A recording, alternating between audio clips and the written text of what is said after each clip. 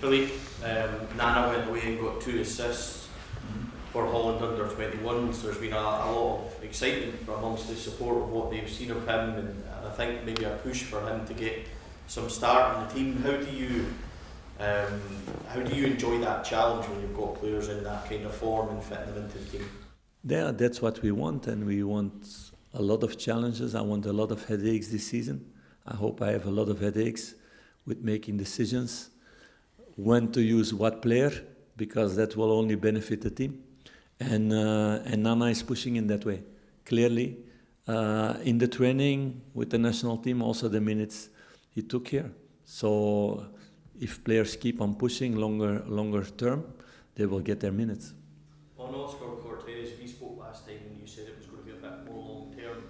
There's been a bit of a reaction from the support to that, who maybe question that Rangers have committed to him in the summer. Do you have any reaction to that, and what would you say about his kind of future for the rest of the season? Are you concerned about his fitness or anything? First, I want to say, before he came to Rangers, he didn't have one injury in all his career, not in Lens, not in Colombia, nothing. So it's not a player that the club wanted to bring in, who had a big injury record, because those are things we are looking much more into than it was in the past, because in the past there have been several transfers with players having a lot of injuries before, and it kept on going here. So Oscar was unlucky last season with the injury. This is a different one than what he had last season. And yeah, it's true. He's been unlucky in this period. He's here 9 months. Also not longer than that. He's been unlucky in that way, but it's not a player where the medical staff thinks about that is somebody who gets fast injuries or easy injuries or whatever, that is not robust enough or whatever. It can also happen in a career of football, and I hope for him this is the last one. Maybe this is the last one of his career. I hope for him, and it's a possibility. Because in all the transfers that's been made, there's a clear voice from the medical staff to dig into the past of players and to have their opinion about players who are in the building, if they're sustainable to play a lot of games in a season, if they're strong enough of that. So that's one of the important points to make a decision about signing a player or not. So that was the same case with Oscar, where everybody from medical staff was convinced that he's a player who will not have a lot of injuries. Are there any players you're wary of playing against Clement because of the artificial surface? No. There are nobody really with problems. If there are players with problems, like Ross is maybe the case, that we need to see what we're going to do with him, how it is the next 2 days. But we don't have players in the squad who will get injured because they play on an artificial pitch. They have more risk than other players.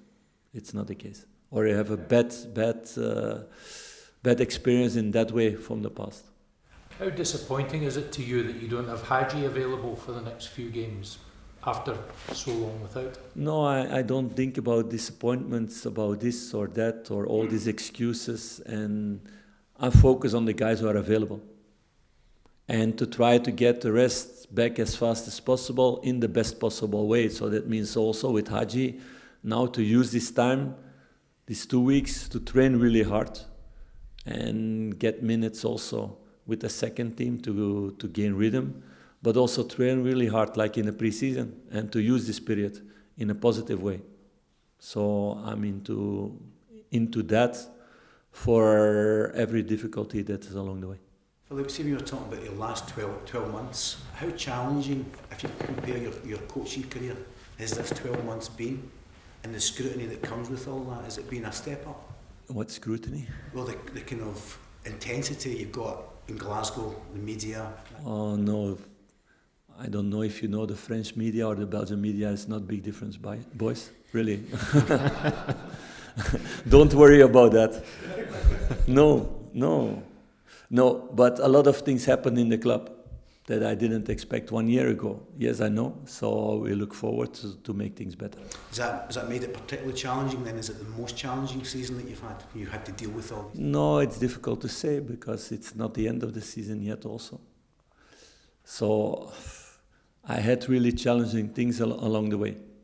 And I can tell you a lot of stories in that way, as a player or as a manager. And at the end, if things are challenging and you reach your goals, you have even more satisfaction. We had with Genk, they sold my playmaker, I think 4 weeks before the playoffs started in Belgium. We were in first position. Everybody was saying Genk would die without him because he was the best player. And he went to the States, Pozuelo.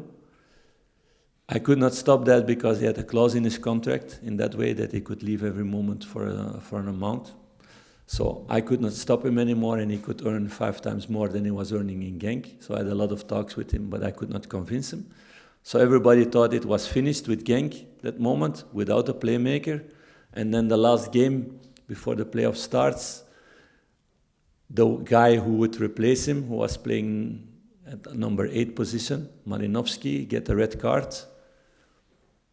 And they suspended him for 9 games. And the playoffs were 10 games. So he get this suspension. And then I had to look for a solution, and I found a professor who could explain that it was not a red card. And he helped me in that way in the tribunal to explain that, and he gets, at the end, no suspension. And he played the playoffs, and he was one of the best players, and we win the title. So it was challenging, yes, but if you reach your goals afterwards, you have even more satisfaction. So having challenges, I think it's part of this job. I don't think there are many seasons that managers can say afterwards, oh, this season was really easy, no challenges, no injuries, nothing happened in the club. It doesn't work that way. But people always talk about the good things after, and they forget the challenges along the way. So it's part of our job. Philippe, can I ask about how your relationship with John Gilligan is developing? Is he somebody you speak to every day? Is he your main point of contact? Not every day. That's not possible. So he's busy with a lot of things, but regularly we speak with each other. Also with George Latham, also with Graham Park. So regularly we meet, and they keep me informed about how things are evolving in the club. Has that affected your position at all, given the lack of kind of leaders, a lot of vacancies in key positions? Have you had to kind of change your role at all? Yeah, I had to do more things than I did before in the club. But that's going to change fast now, I think, in the next couple of weeks and for sure next couple of months. You're expecting some key appointments soon now? What is soon for you? So that's a dangerous thing to answer again in Glasgow or in France or in Belgium. Tom Lawrence has been somebody who's been getting a lot of attention the way he's been playing, but as part of your job now, perhaps having to factor in losing him in the kind of long term or the short term, medium term because of his contract situation?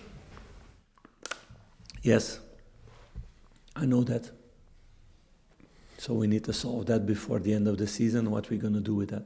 Do you have to look at perhaps the January transfer window, looking at it then? We will look in the future about that. What is the best solution to do that? Okay, thanks guys. Please.